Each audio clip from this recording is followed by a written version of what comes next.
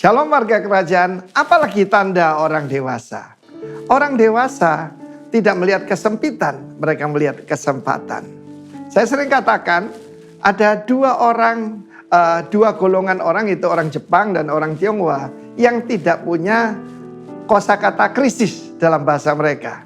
Yang ada cuma opportunity, dangerous opportunity. Dan saat ini ada 5.000 orang laki-laki kepala keluarga, belum istri jadi 10.000, belum anak-anak mereka. Zaman itu ya satu keluarga masih sedikit 4 anaknya ya. Dan apa yang terjadi mungkin 40.000 orang. Dan apa yang terjadi saudaraku, murid-murid cuma melihat yaitu masalah. Hari sudah malam, tempat ini sunyi. Dan mereka usul kepada Tuhan Yesus. Suruh mereka pergi. Suruh cari makan sendiri di desa-desa. Saudaraku, apa seperti itu mentalitas kita?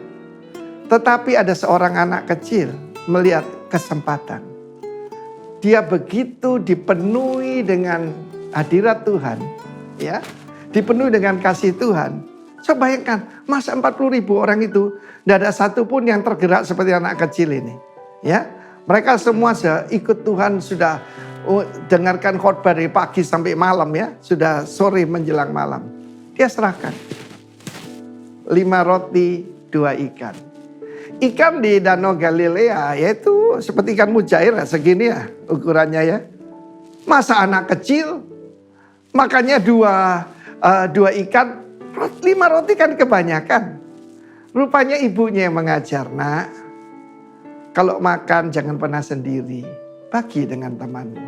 Dia sedang menyediakan anak ini supaya jadi kaya.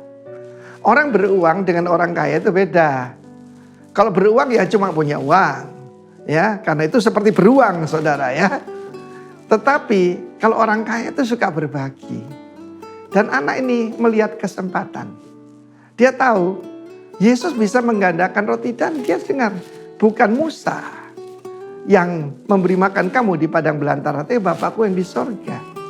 Dan dia juga tahu Nabi Elisa pada zaman itu, yang zaman dahulu itu, pernah itu di tangannya berlipat ganda dengan firman Tuhan, 100 orang jadi kenyang. Padahal makanan cuma untuk beberapa orang. Dia bilang, ini kesempatan lihat mujizat. Mujizat cuma terjadi di waktu terjadi kesesakan. Seperti hari-hari ini. Ketika obat itu dibeli oleh orang Jakarta ya, di Bali tidak ada obatnya saudara. Remdesivir, Actemra ya. Bahkan yang sederhana Avigan dibeli orang Jakarta semua. Lalu dijual dengan harga lipat ganda. Kiranya Tuhan memperingatkan mereka. Saya tidak boleh mengutuk ya. Tapi orang semacam itu perlu dihukum saudara ya. Tetapi Yesus berkata, kamu harus memberi mereka makan. Kita mesti merubah pola pikir kita. Bukan penerima, tetapi pemberi. Saya pernah sering cerita bedanya raja dengan pengemis. Tadi minggu yang lalu bedanya orang dewasa dengan anak-anak. Orang dewasa memberikan angpau. Anak kecil menunggu angpau. Yesus berkata, tidak perlu mereka pergi. Jangan jadikan mereka masalah. Jadikan mereka resipien untuk menerima berkat Tuhan. Disuruh duduk. Dan saudara, Yesus mengambilnya menengadah ke atas. Saudara ingin mengalami mujizat, menengadah ke atas. Kalau melihat ke bawah, saudara tidak pernah, yaitu akan mengalami berkat Tuhan. Lihat sumbermu. Abba, Bapa itu artinya sumber. Lalu kemudian dia memberkatinya. Dipecah-pecahkannya. Dan di tangan daripada murid-murid. Dia diajar oleh Tuhan. Ya, jangan seperti anak-anak. Jadi orang dewasa. Terjadi pelipat gandaan. Pelipat gandaan akan terjadi di tangan saudara dan saya. Tuhan memberkati. Amin.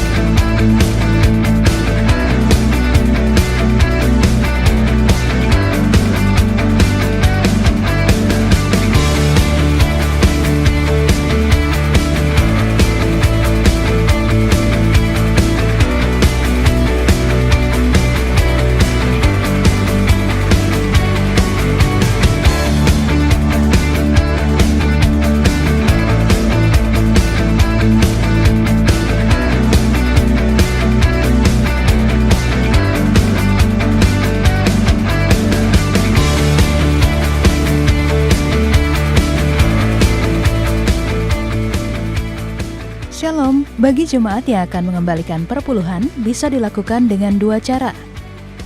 Pertama, lewat QR Code perpuluhan bila jumlahnya di bawah 2 juta. Karena transaksi di QR Code maksimal 2 juta. Yang kedua, bila jumlah perpuluhan di atas 2 juta, Bapak Ibu bisa transfer ke rekening perpuluhan 191 290 0007. Terima kasih, Tuhan Yesus memberkati.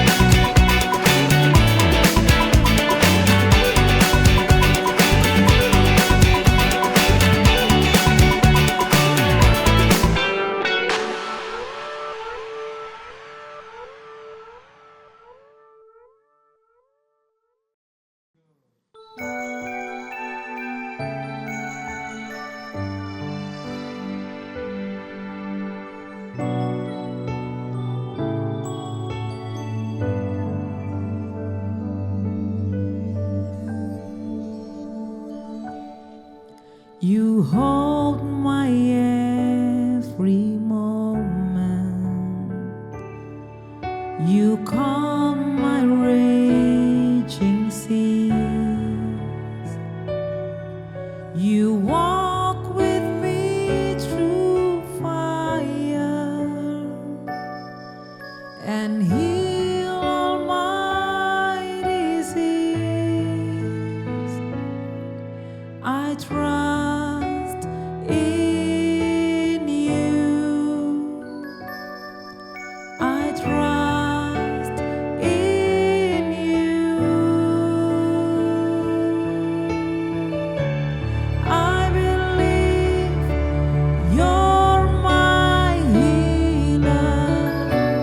I believe you are all I need.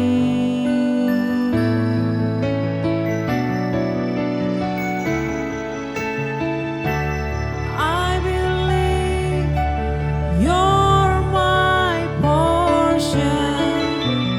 I believe you're more than enough for me. Jesus, you're all I need.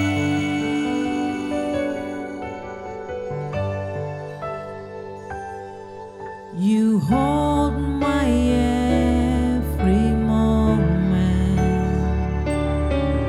You calm my raging seas. You walk with me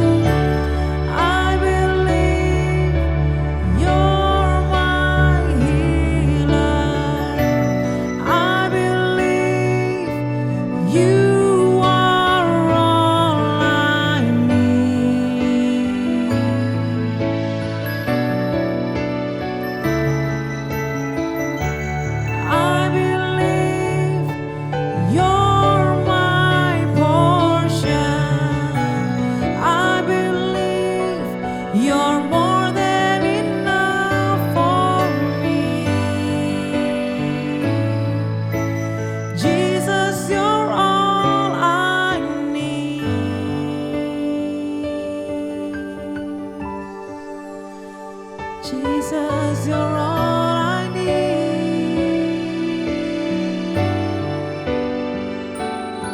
Engkau yang kami perlukan, gunung batu kami, Tuhan. Sempurnalah Engkau di dalam hidup kami. Engkau yang berkuasa, Engkau yang berdaulat, Tuhan. Yesus, Kaulah bagian kami, Tuhan. Segala yang kami perlukan ada di dalam-Mu, Yesus. Kami percaya penuh padamu, kami berserah, kami memuji Engkau, Yesus Tuhan. Engkau kekuatan kami, Engkau sukacita kami, pengharapan kami, Yesus. Sungguh kami kagumi, sungguh kami hormati, kami percaya penuh padamu, Tuhan, Yesus.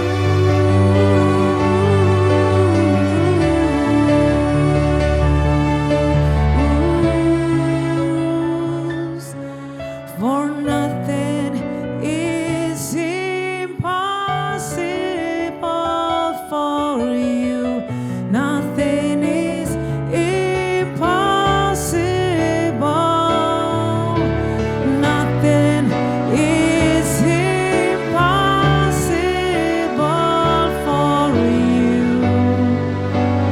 You hold my world in your hand. Nothing is impossible for you. Nothing is impossible. Nothing is impossible for you. You hold my world in your hand. I believe you're my healer. I believe you are all I need.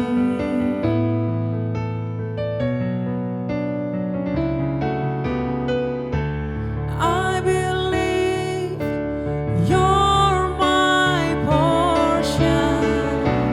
I believe you're more than enough for me. Jesus, you're all I need. You're more than enough for me. Jesus, you're all I need.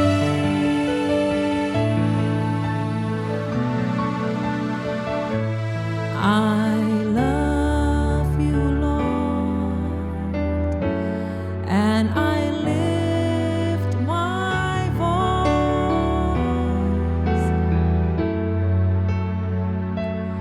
to worship you. Oh, my soul, rejoice. Take joy, my King, in what you hear. Let it be a sweet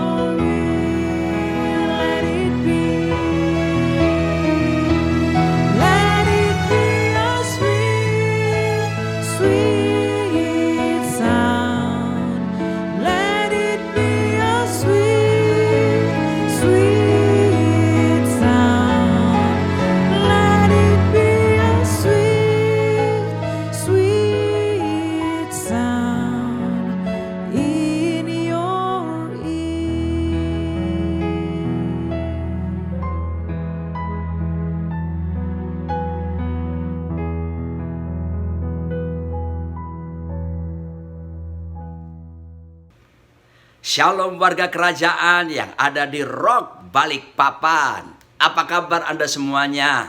Harapan saya semuanya baik-baik, aman dalam lindungan Tuhan. Sama seperti 3 Yohanes 1 ayat kedua berkata, saudara-saudaraku, aku berdoa semoga kamu baik-baik saja. Sama seperti jiwamu baik-baik saja.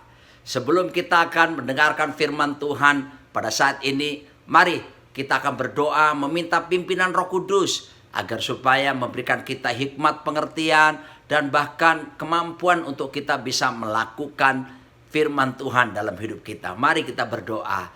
Bapa Sorgawi, dalam nama Tuhan Yesus, kami berdoa, datanglah kerajaan-Mu dan jadilah kehendak-Mu di bumi ini seperti di sorga, di Balikpapan seperti di sorga. Nyatakan diri-Mu lewat firman-Mu, karena firman-Mu itu ya dan amin. Firman-Mu itu pelita bagi kaki kami serta terang bagi jalan kami. Firman-Mu yang bila kami renungkan akan membuat kami bertindak hati-hati sesuai dengan segala yang tertulis di dalamnya. Sehingga dengan demikian perjalanan kami akan dibuat Tuhan menjadi berhasil. Dibuat Tuhan menjadi beruntung.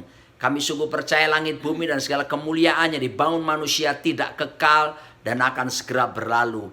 Tapi satu hal yang pasti, firman-Mu tidak mungkin akan berlalu, melainkan kekal sampai selama-lamanya. Berfirmanlah ya Tuhan. Dan kami berdoa Roh Kudus mengurapi kami, memimpin kami, memberi kemampuan untuk melakukan kehendak-Mu. Sehingga kami semua menjadi pelaksana kehendak Tuhan di akhir zaman. Dalam nama Yesus. Amin. Warga kerajaan di Balikpapan, bulan Agustus ini kita memasuki tema yang baru. Dan seluruh Rock Ministries membahasnya. Temanya adalah mature atau maturity, tentang kedewasaan. Firman Tuhannya terambil dalam Efesus pasal yang keempat ayat 11 sampai 13. Saya akan bacakan buat Anda semuanya. Dan ialah, yaitu Yesus Kristus, yang memberikan baik rasul-rasul maupun nabi-nabi, baik pemberita-pemberita Injil maupun gembala-gembala dan pengajar-pengajar, untuk memperlengkapi orang-orang kudus bagi pekerjaan pelayanan, bagi pembangunan tubuh Kristus, sampai kita semua telah mencapai kesatuan iman dan pengetahuan yang benar tentang anak Allah, kedewasaan penuh, dan tingkat pertumbuhan yang sesuai dengan kepenuhan Kristus. Nah, membahas soal kedewasaan betul-betul menjadi sesuatu yang penting.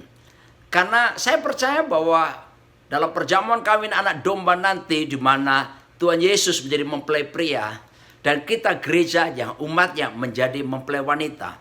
Tentu Tuhan menginginkan mempelai yang dewasa dan bukan kekanak-kanaan. Kata dewasa di sini dalam bahasa Yunani adalah teleios. Kata teleios itu mengandung pengertian dewasa secara lengkap, baik itu mental dan moral karakternya. Ya, jadi bukan bicara tentang usia atau secara fisik tubuh manusia. Ya, kalau dewasa dalam ukuran yang terjadi, ukuran manusia seringkali adalah seperti di Indonesia 17 tahun ke atas, ada yang 18 tahun ke atas, ada yang negara yang 21 tahun ke atas baru disebut dewasa dan sebagainya. Tetapi dewasa yang dimaksud di sini itu adalah berhubungan dengan sikap mental seseorang dan juga moral karakternya. Nah, mari kita akan lihat bersama-sama apa maksud dari kebenaran firman Tuhan ini, yang memang Tuhan inginkan setiap kita bertumbuh dalam segala hal ke arah Kristus dan kita menjadi dewasa di dalam Tuhan kita Yesus Kristus. Nah, kedewasaan di sini yang pertama tentunya dalam sikap mental kita. Mental berbicara tentang kejiwaan yang meliputi yaitu pikiran, perasaan, bahkan kehendak atau kemauan. Ini penting sekali kita bahas. Beda sekali kalau dunia berkata, dunia medis mengatakan mens sana in corpore sano. Dalam badan yang sehat terdapat jiwa yang sehat. Tapi firman Tuhan mengajarkan justru yang dari dalam ini, ya kan? Kalau jiwa kita baik-baik, maka keadaan luarnya akan baik-baik. Jadi keadaan di luar termasuk respon, sikap, karakter kita, tindakan ditentukan dari segala sesuatu yang ada di dalam setiap kita. Oleh sebab itu, pertama, bagaimana kedewasaan itu bisa terjadi secara mental? Tentunya kita harus belajar untuk menselaraskan, yaitu pikiran kita selaras dengan pikiran Kristus, menyelaraskan perasaan kita selaras dengan perasaan Kristus, menyelaraskan kehendak kita selaras dengan kehendak daripada Tuhan kita Yesus Kristus. Kita mulai satu persatu dengan menyelaraskan pikiran kita. Firman Tuhan dalam 2 Korintus 10 ayat 5 berkata demikian, kami mematahkan setiap siasat orang dan merubuhkan setiap kubu yang dibangun oleh keangkuhan manusia untuk menentang pengenalan akan Allah. Kami menawan segala pikiran dan menaklukkannya kepada Kristus. Wow, luar biasa. Rasul Paulus mengajarkan bahwa dalam hidup ini, pikiran ini nggak boleh dibiarkan begitu saja merajalela. Seenak diri kita untuk memikirkan apa saja. Tetapi betul-betul pikiran itu harus ditaklukkan di bawah Kristus. Harus dikendalikan, saudaraku ya. Dan harus ditawan segala pikiran-pikiran dosa, pikiran najis, pikiran kotor, pikiran yang sungguh-sungguh tidak berkenan di hadapan Tuhan. Harus ditaklukkan, saudaraku dikasih Tuhan. Diselaraskan dengan pikiran daripada Tuhan kita Yesus Kristus. Nah, perhatikan baik-baik. Satu kali saya sedang makan di rumah Bapak Pendeta Senior kita, Pak Timotius Arifin di Bali. Di meja makan tersebut, beliau ngobrol dengan saya dan bertanya begini, Roni, bagaimana dengan cara berpikir kamu, termasuk mata kamu kalau melihat pemandangan yang seksi dan sebagainya. Wah, saya bilang, saya sering bergumul di situ, Pak. Saya berperang seringkali kalau melihat pemandangan gadis cantik, seksi dan sebagainya. Lalu Pak Arif menjawab, sama. Rupanya itu yang seringkali dialami oleh para pria yang normal, saudaraku. Tapi Pak Arifin mengajari saya, ini peristiwa terjadi sekitar 20 tahun yang lalu. Dia berkata bahwa beliau pernah diajari oleh bapak rohaninya, Bapak almarhum Pendeta Alex Abraham Tanusa Putra, bahwa kalau ada pikirannya nggak baik, pikiran yang jelek, pikirannya kotor, najis, itu harus dihentikan. Seperti lampu dimatikan, turn off. Caranya bagaimana? Menggunakan kata darah Yesus. Nah, darah Yesus berkuasa untuk menghentikan segala pikiran, turn off semua pikiran najis, kotor, dosa. Saudaraku dikasih Tuhan. Tapi nggak berhenti di darah Yesus. Setelah itu baru menggunakan pedang roh firman Allah melawan ya segala upaya serangan iblis, panah api dari pasir jahat lewat pikiran kita itu dengan memperkatakan firman Tuhan, saudaraku. Nah, kemudian saya praktekkan, saudaraku, dan ini membawa keunggulan dalam hidup saya secara pribadi. Saya ceritakan kepada istri saya bahwa peperangan rohani terbesar itu di pikiranku.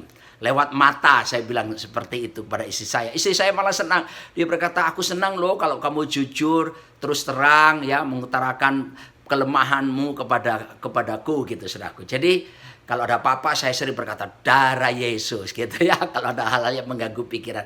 Jadi tidak heran kalau kami jalan berdua di mall di Jakarta gitu ya.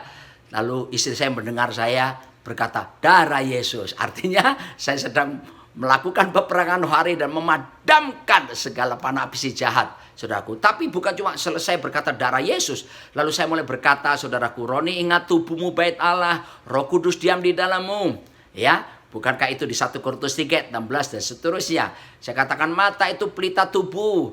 Kalau matamu terang, terang seluruh tubuhmu. Kalau matamu gelap, gelap seluruh tubuhmu. Ya, ketika saya perkatakan firman ini, betul-betul membuat segala pikiran yang bukan-bukan itu berlalu. Dan saya berusaha menaklukkannya di bawah Kristus. Wow, saudaraku, apapun yang terjadi, mari saudara, jangan biarkan pikiranmu itu, bahasa Ibraninya Surabayaan, gelambiar, saudaraku, merambah kemana-mana. Ya, pikirkan perkara di atas, pikirkan di mana Kristus duduk di sebelah kanan Bapa. Pikirkan firman Tuhan, renungkan firman Tuhan siang dan malam. Itu akan membawa kemenangan dalam hidup kita. Apalagi yang harus diselaraskan dalam hidup kita, yaitu perasaan. Firman Tuhan menjamin dalam Filipi pasal yang kedua ayat kelima. Di sana dikatakan, hendaklah kamu dalam hidupmu bersama menaruh pikiran dan perasaan yang terdapat juga dalam Kristus Yesus. Nah, perhatikan. Tuhan menghendaki kita ini bukan cuma menaruh pikiran, tapi juga perasaan yang sama seperti Kristus. Haleluya. Ayo, saudaraku, sebab dampak daripada pikiran itu tentu akan mengalir kepada perasaan. Dari perasaan kemudian bekerja menuju ke respon atau tingkah laku kita. Kalau Anda belajar tentang dalam dunia psikologi, ada ilmu terapi yang bisa menolong orang lepas dari stres bahkan depresi. Apa itu? Disebut cognitive behavioral therapy. Terapi perilaku pikiran atau CBT namanya. Nah, dalam teorinya diajarkan bahwa lewat indera kita bisa melihat semua situasi, melihat, mendengar dan sebagainya, lalu kemudian terekam dalam pikiran. Diproses dalam pikiran, setelah di pikiran lalu terus diteruskan menuju ke perasaan. Dari perasaan kemudian diteruskan menjadi respon atau tindakan kita. Jadi semua dimulai dari pikiran seseorang. Seperti Amsal Sulaiman berkata, "For as a man thinketh in his heart, so is he." Ya, artinya apa yang dipikirkan seseorang ya dari dalam hatinya, demikianlah ia. You are what you think. Saudara akan jadi seperti yang saudara pikirkan. Jadi hati-hati dengan pola pikir kita. Belief system kita ini harus, saudaraku, ditaklukkan dan diterangi oleh firman Tuhan. Karena berimplikasi kepada perasaan kita. Lalu kalau sudah perasaan kita menyebar kemudian menjadi respon tindakan kita. Saya sedikit bersaksi peristiwa yang terjadi setahun lebih. Tahun lalu Maret tanggal 21 tahun 2020. Saya masuk rumah sakit Mitra Keluarga Kelapa Gading karena COVID-19. Dan kena dalam stadium yang berat, saudaraku. Karena saturasi oksigen saya 84. Saya harus dibantu dengan oksigen di sini. Dan juga alat bantu yang lain, yaitu nebulizer. Untuk menolong supaya memperbesar saluran pernafasan saya. Tinggi panas saya 39,2, batuk gak berhenti-berhenti. Aduh, saudaraku, buang-buang air, saya lemah tak berdaya. Dan bahkan saya tidak bisa tidur di rumah sakit. Dokter sudah kasih obat tidur pun tetap tidak bisa tidur. Sungguh kurang ajar itu virus COVID-19, saudaraku. Dan besoknya tanggal 22 Maret, hari Minggu, saya mendengar kabar lewat HP saya bahwa beberapa teman-teman pendeta yang saya kenal baik, saudaraku, yang juga kena COVID-19, mereka meninggal dunia, saudaraku. Wow, tiba-tiba datang intimidasi di pikiran saya. Datang panah api si jahat itu menyerang pikiran saya seperti misil, ya, roket kendali yang diterbangkan itu. Tapi saudaraku dikasih Tuhan, kalau saya tidak mengerti tentang prinsip firman yang bisa kita ikuti, belajar dari CBT, Cognitive Behavioral Therapy, pasti saya akan menjadi lemah. Akibatnya pasti akan perasaan saya menjadi sedih, perasaan saya menjadi kecewa, perasaan saya menjadi gelisah, khawatir, ya kan?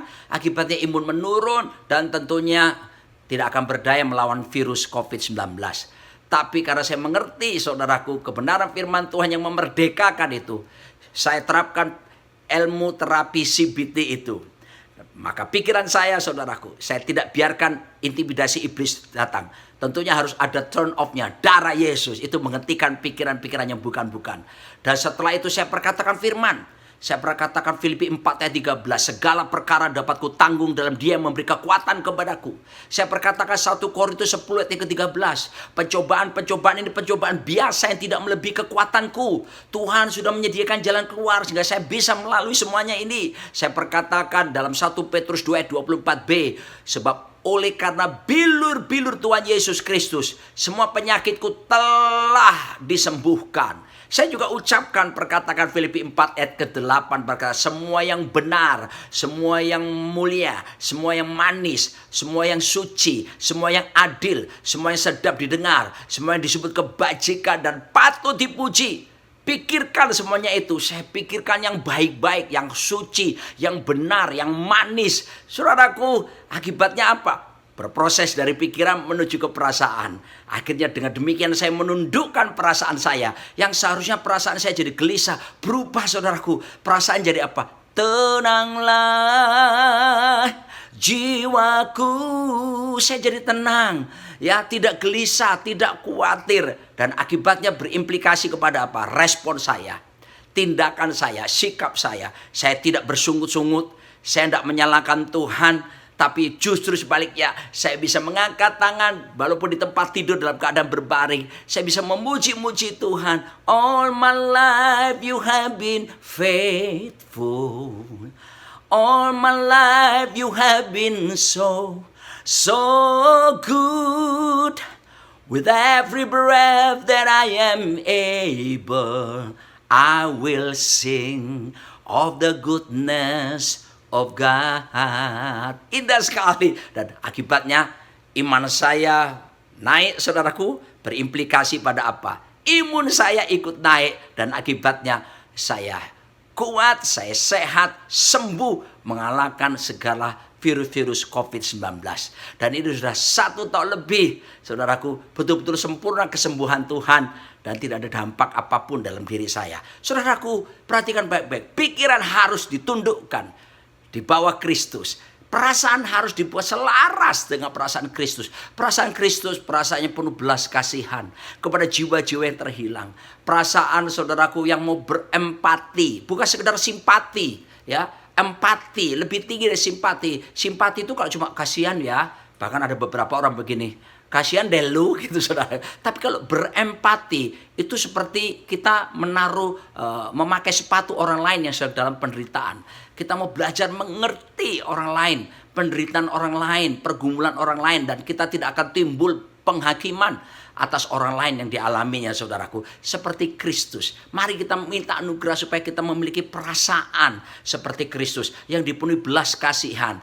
Begitu Tuhan mempunyai spirit of compassion, melihat orang-orang yang menderita, apa yang terjadi? Segera dia buat mujizat. Kalau orang dipenuhi dengan perasaan Kristus, pasti dia tidak akan tinggal diam dan tinggal tenang, saudaraku. Pasti dia akan bergerak, inginnya menolong orang lain, inginnya menunjukkan jalan kepada orang lain, kepada keselamatan, inginnya berbuat baik dan melakukan berbagai kebajikan, karena ada perasaan Kristus di dalam dirinya. Dan setelah itu, saudaraku, dalam jiwa kita, yaitu unsur yang ketiga, itulah kehendak kita. Alkitab mengatakan dalam Filipi pasal yang ketiga ayat ke-10, begini firman Tuhan. Yang ku kehendaki ialah mengenal Dia dan kuasa kebangkitannya dan persekutuan dalam penderitaannya, di mana aku menjadi serupa dengan Dia dalam kematiannya. Nah, kehendak kita pun harus tunduk pada kehendak Kristus. Kehendak kita pun harus diselaraskan dengan kehendak Kristus. Bagaimana caranya? Baca kitab suci, baca kitab suci, baca kitab suci, baca kitab suci. Kalau mau apa? Kalau mau tumbuh. Maka itu baca Alkitab tiap hari. Renungkan siang dan malam. Alkitab menjanjikan kamu akan bertindak hati-hati. Tuhan akan buat perjalananmu berhasil, malahan beruntung. Luar biasa, bukan? Saudaraku, gonjang-ganjing terjadi di mana-mana. Orang mempercakapkan pandemi corona itu tiap hari lebih banyak daripada Tuhan Yesus. Lebih banyak orang ngomongin COVID-19 daripada firman Tuhan hari-hari ini. Aduh, entah mulai dari varian Alpha lah, lalu ada Beta, bahkan sekarang varian yang mengerikan Delta, saudaraku, yang memakan korban lebih banyak.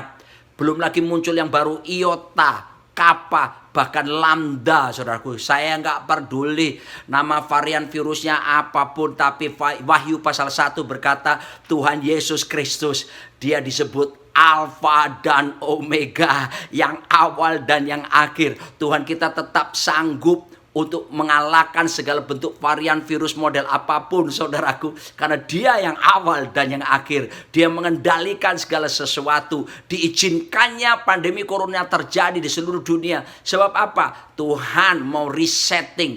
Tuhan mau sungguh-sungguh mereset termasuk gerejanya. Bukan mengandalkan fasilitas, bukan mengandalkan manusia, tapi mengandalkan Tuhan. Ini Tuhan sedang melatih kita gerejanya. We live by faith and not by sight nor by feeling. Kita hidup, saudaraku, dengan dalam iman, bukan dengan penglihatan ataupun bahkan perasaan. Ini saatnya menerapkan prinsip iman sungguh-sungguh dalam hidup kita, saudaraku, ya. Sebab the just shall live by faith.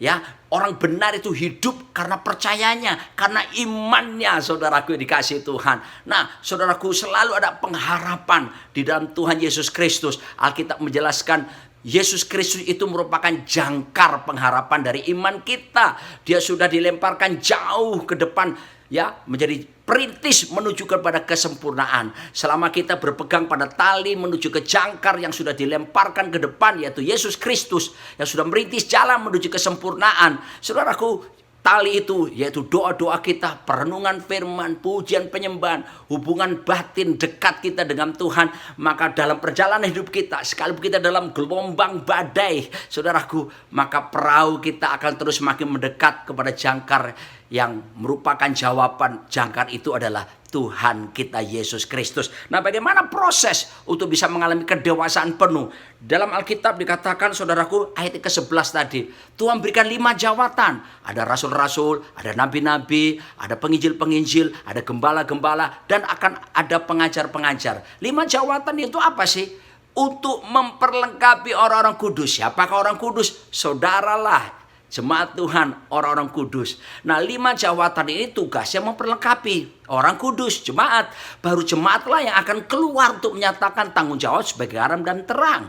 Ya, jadi jemaat jangan duduk berpangku tangan. Anda diperlengkapi oleh 5 jawatan. Apa supaya kita bisa menjadi dewasa? Pertama, harus ada proses. Proses apa? Memiliki mentor atau bapak rohani, siap untuk dibapai, saudara, siap untuk dimentori, siap untuk diarahkan. Ini penting supaya apa? Supaya saudara, satu, jangan saudara memiliki orphan spirit, roh yatim piatu. Ada banyak orang, saudaraku, kelihatannya hebat. Bahkan sorry to say, ada banyak pendeta hamba Tuhan pun kelihatannya luar biasa. Tetapi rohnya yatim piatu, saudaraku. Tidak ada yang membapai, tidak ada yang mengarahkan, bergerak sendirian. Padahal Alkitab berkata mengajarkan supaya awasi dirimu, awasi ajaran kita. Jadi kalau tidak ada mentor, tidak ada yang mengarahkan, kita nggak tahu bahwa ternyata kita sudah salah dalam pengajaran, saudaraku. Oleh sebab itu, jangan sampai jadi soldier fortune, prajurit tanpa markas. Ya, waduh, sudah jalan seenaknya sendiri. Kemana perasaan kita mau beribadah, mau diarahkan? No, kita harus punya pembimbing-pembimbing rohani. Kita harus punya mentor-mentor rohani. Kita harus punya bapak-bapak rohani. Dan Rock International Ministries menekankan, mulai dari Bapak Timotius Arifin sebagai gembala senior kepada kita semua, supaya hubungannya dibangun bukan pemimpin bawahan, tapi hubungan Bapa dengan putra-putrinya. Haleluya. Dan kita pun diminta untuk bisa mementori orang lain, membapai orang lain, saudaraku, ya. Sebab itu saudara belajar, kita bukan Tarsan. Tarsan itu cuma bisa bergelantungan dari pohon satu ke pohon yang lain, saudaraku. Dan itu cuma mitos, itu tidak kejadian sesungguhnya. Oleh sebab itu kita butuh orang lain. Siapkan diri untuk siap ditegur, diarahkan, saudaraku, ya. Gak apa-apa, kita dibina, perlu sekali, ya. Setiap kita butuh bapak rohani ataupun mama rohani, seperti itu, ya. Lalu kedua, saudaraku, supaya nggak kena apa? Independent spirit. Kalau ada yang membapai, mementori, kita tidak akan independent spirit. Orang independent spirit itu nggak mau terima teguran, saudaraku. Orang yang semaunya sendiri, semau gue, saudaraku. Tapi kalau kita punya bukan independent spirit, karena justru dengan dibapai akan terjadi interdependent, akan saling ada ketergantungan, saling membangun satu dengan yang lain. Sebab itu giatlah dalam komsel-komsel saudara, ya, maupun komsel-komsel yang ada, saling membangun, saling mendukung. Di situ, saudaraku, kita bisa menegur saudara kita dalam kasih. Waduh, saudara, kalau ini terjadi, ini akan mempercepat proses pertumbuhan ke arah kedewasaan. Tapi yang berikutnya, proses yang selanjutnya apa? Kita harus bersedia untuk diperlengkapi, karena 5 jawatan itu bicara tentang mentor, bapak rohani, dia memperlengkapi orang-orang kudus, ya. Kita harus bersedia, saudaraku, untuk diperlengkapi supaya apa? Supaya kita semakin dapat memanifestasikan realitas kerajaan Allah yang sudah ada di dalam diri kita. Saudaraku, kerajaan Allah itu kerajaan yang sungsang, kerajaan yang jumpalitan, kerajaan yang terbalik, yang gak sama seperti diajarkan oleh dunia. Ya, bayangkan, masa Yesus mengajarkan berbagi orang miskin di hadapan Allah? Loh, orang Israel sedang terjajah oleh kerajaan Romawi kok bilang berbagi orang miskin? Tidak sama dengan prinsip dunia, bukan? 1 Korintus 1 bahkan mengajarkan Tuhan itu sungguh-sungguh tidak mau menggunakan hikmat dunia. Bahkan dia mencari orang bodoh, orang yang lemah, untuk apa? Memalukan hikmat dunia. Jadi ini sungsang, terbalik semuanya. Kenapa saudaraku? Karena sesungguhnya kalau kita bertobat terima Yesus sebagai Raja dan Tuhan kita, kerajaan Allah itu ada di dalam diri kita. Christ in you the hope of glory. Kristus yang di dalammu pengharapan kemuliaan. Raja itu sudah ada di dalam diri kita, saudaraku. Nah, karena kerajaan Allah sudah ada dalam diri kita, tugas kita apa? Mengeluarkannya, memanifestasikan ini kepada dunia. Dengan cara hidup apa? Jangan mata dibalas dengan mata, gigi ganti gigi kan. Belajar untuk mengasihi, mengampuni, memberkati bahkan orang yang membenci dan menganiaya kita. Berbeda sekali saudaraku. Level tingkatan dari memberi kepada berkorban. Wah ini prinsip kerajaan Allah. Ayo semua sudah di sini saudaraku. Sekarang tugas kita memanifestasikan. Makanya butuh diproses. Yesaya 43 menjelaskan, umatku yang kubentuk akan memberitakan kemasyuranku. Nah, kata umatku yang kubentuk itu mengandung pengertian kuproses.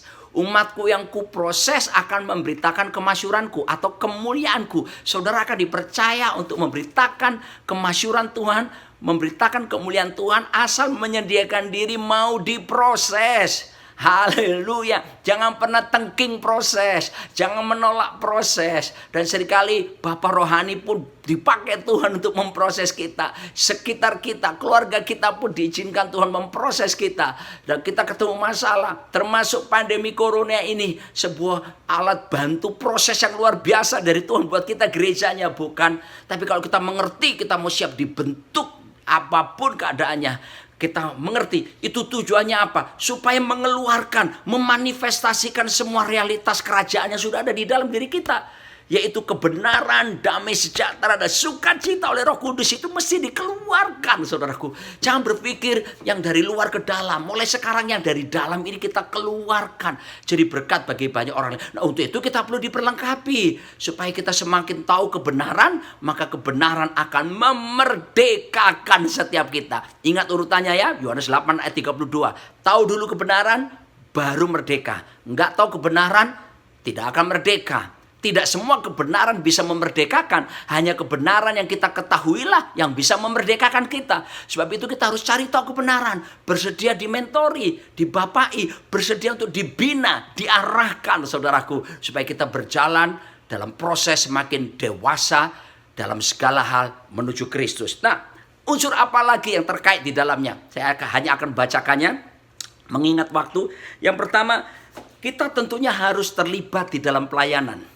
Karena Alkitab menjelaskan bahwa selain untuk memperlengkapi orang kudus bagi pekerjaan pelayanan. Jadi kita terlibat pelayanan. Ayo warga kerajaan di Balikpapan.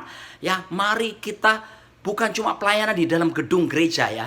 Apalagi sekarang kita online service. Pelayanan bisa terjadi di luar, di marketplace. Your mission field is where God puts you. Ladang misimu ada tempat di mana Tuhan tempatkan Anda. Ayo melayani di dunia bisnis, di dunia pendidikan, dimanapun, di 7 gunung itu. A, B, C, D, E, F, G. A-nya art and entertainment, yaitu seni dan hiburan. Yang kedua bisnis, B. Yang C, church and mission, dunia gereja dan misi. D, developing of the poor, pengembangan orang-orang miskin. 5, education, pendidikan. Lalu F-nya, family, keluarga. Lalu G-nya apa? Government, pemerintahan termasuk perpolitikan. Ayo kita bergerak. Menyatakan tanggung jawab jadi bagai garam dan terang di sana. Lalu kemudian saudaraku memiliki spirit kesatuan tubuh Kristus. Ya belajar kita tidak menganggap diri kita paling baik, paling benar. Kita mau bersekutu dengan anak-anak Tuhan dari gereja lain sebagai satu tubuh.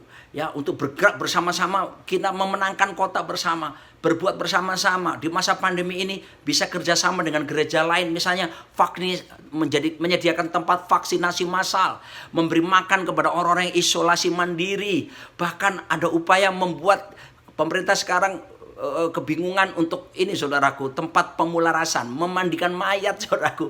Ya teman saya Ibu Tina di Semarang, JKI Semarang, Ibu Tina adalah istri almarhum Pendeta Petrus Agung. Bersama dengan beberapa gereja bikin pelayanan baru selain vaksinasi massal, tempat pemularasan jenazah saudaraku. Ya, wah ini sampai gubernur datang mengapresiasi dan Waduh, nama Tuhan dipermuliakan. Banyak hal yang bisa kita kerjakan. Doakan orang yang sakit, apapun saudaraku ya. Lalu kemudian kita harus mempunyai kesatuan doktrin yang utama. Apa itu kesatuan doktrin utama? Tritunggal. Allah Bapa, Allah Putra, Roh Kudus. 3 pribadi tapi hakikat satu. Kita menolak semua pengajaran sesat, yaitu oneness ataupun Jesus only. Ya. Lalu kemudian saudaraku punya pengetahuan yang benar tentang anak Allah. Yesus datang bukan untuk membuat agama baru. Yesus datang untuk menegakkan kerajaan Allah di muka bumi. Lalu bertumbuh dalam keserupaan seperti Kristus. Itulah main goal of our life. Tujuan utama hidup kita bukan menjadi kaya, bukan menjadi populer. Nggak salah jadi kaya, nggak salah jadi populer. Tapi itu bukan tujuan utama. Tujuan utama kita adalah menjadi serupa seperti Kristus. Ini yang harus menjadi hal utama. Ada ungkapan berkata, the main thing is to keep the main thing. The main thing. Hal utama adalah tetap menjaga yang utama, tetap utama. Mari bersama-sama bertumbuh dalam kedewasaan secara penuh di dalam Kristus. Dan apapun yang kita lakukan, lakukan dengan segenap hati untuk Tuhan dan bukan untuk manusia. Tuhan Yesus memberkati semuanya. Amin. Puji Tuhan. Kita akan masuk dalam perjamuan kudus pada pagi hari ini. Mari kita sama-sama berdoa untuk perjamuan kudus hari ini. Bapa, terima kasih untuk firman Tuhan yang sudah kami dengar, dan saatnya kami akan menerima tubuh dan darah-Mu, menyatu dengan tubuh dan darah-Mu. Roti dan anggur dikuduskan di dalam nama Tuhan Yesus Kristus. Kami gereja-Mu, kami eklesia, kami dilayakkan untuk menyatu dengan tubuh dan darah-Mu. Di dalam nama Tuhan Yesus Kristus, kami sambut perjamuan kudus pada pagi hari ini. Haleluya. Amin. Amin. Amin. Puji Tuhan. Bapak Ibu, anggur dan roti atau paket-paket perjamuan kudus tersedia di Rock Center. Ambil saja sesuai dengan kebutuhan. Satu paket itu isinya 5 roti dan 5 anggur. Untuk 1 orang selama 1 bulan. Setiap hari Rock Center buka jam 7 sampai jam 7 pagi sampai jam 7 malam. Oke, mari kita bangkit berdiri sama-sama. Kita angkat roti di tangan kanan kita, melebihi kepala kita, dan dengarkan firman Tuhan. Sebab apa yang telah kuteruskan kepadamu telah aku terima dari Tuhan. Bahwa pada malam waktu Yesus diserahkan, ia mengambil roti, dan sesudah itu ia mengucap syukur atasnya. Ia memecah-mecahkannya dan berkata, inilah tubuhku yang diserahkan bagi kamu.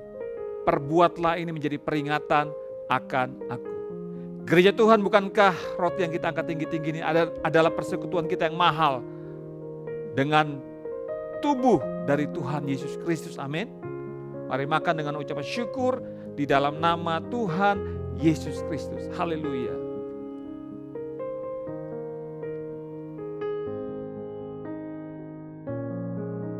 Setiap kali kita melakukan perjamuan kudus ini mengingatkan kita akan 3 hal. Yang pertama, egoku sudah disalibkan bersama dengan Yesus. Yang kedua, tubuh dan darahnya adalah makanan untuk roh manusia kita. Dan yang ketiga, supaya kita tidak menjadi lemah dan putus asa. Demikian juga ia mengambil cawan, mengucap syukur atasnya dan berkata, cawan ini adalah perjanjian baru yang dimeteraikan oleh darahku. Perbuatlah ini menjadi peringatan akan aku. Gereja Tuhan, bukankah cawan yang kita angkat ini adalah persekutuan kita yang mahal dengan darah dari Tuhan Yesus Kristus? Amin. Minum dengan percaya dalam nama Tuhan Yesus Kristus. Yang sakit disembuhkan, yang lemah dikuatkan. Haleluya.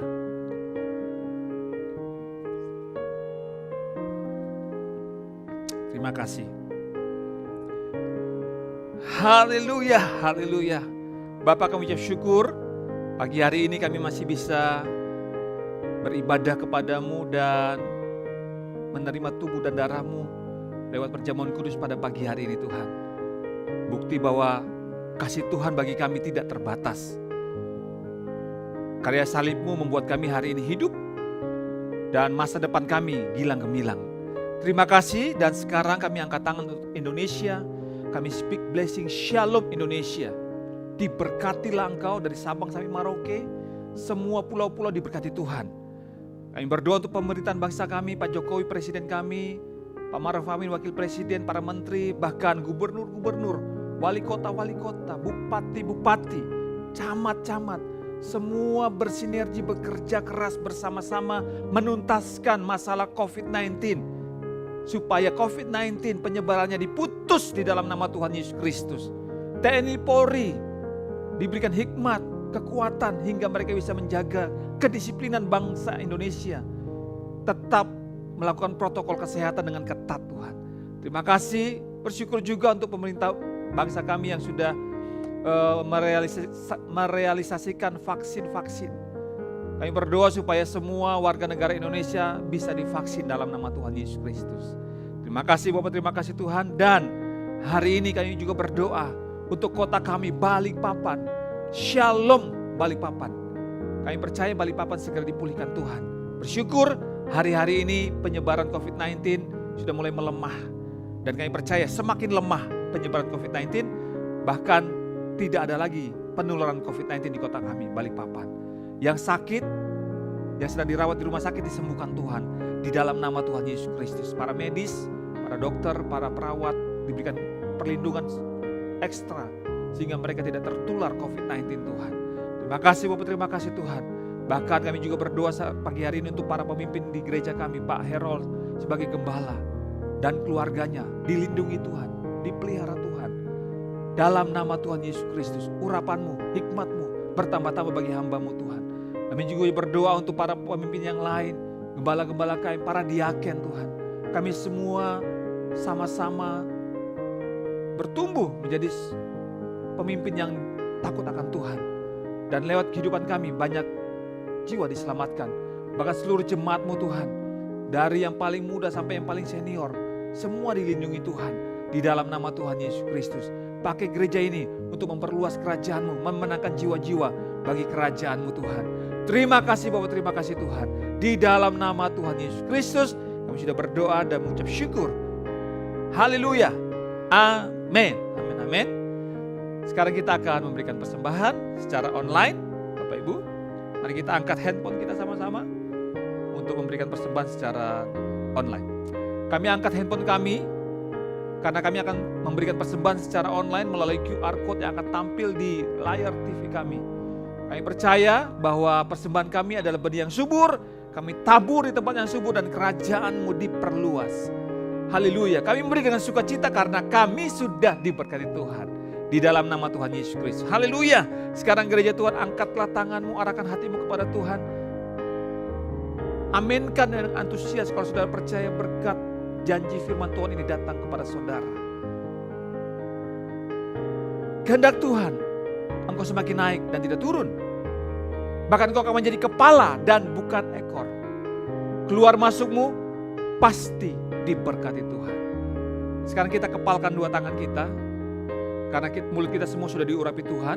Yuk kita sama-sama 3 kali proklamirkan dengan suara yang lantang. Apa saja yang saya buat dengan tangan saya ini pasti berhasil, sehat, dan beruntung. Apa saja yang saya buat dengan tangan saya ini pasti berhasil, sehat, dan beruntung. Sekali lagi sama-sama katakan, apa saja yang saya buat dengan tangan saya ini pasti berhasil, sehat, dan beruntung. Sekarang para imam, para suami, mari tumpang tangan untuk istri dan anak-anakmu di rumah. Terimalah berkat dari sorga. Tuhan memberkati dan melindungi engkau. Tuhan menyinari engkau dengan wajahnya, memberikan kasih karunia, menghadapkan wajahnya kepadamu, memberikan damai sejahtera, sukacita, berlimpah-limpah dalam pengharapan, mulai hari ini sampai selama-lamanya. Dalam nama Tuhan Yesus. Haleluya. Amin. Amin, amin, amin. Selamat hari Minggu. Ingat tetap disiplin protokol kesehatan. Haleluya.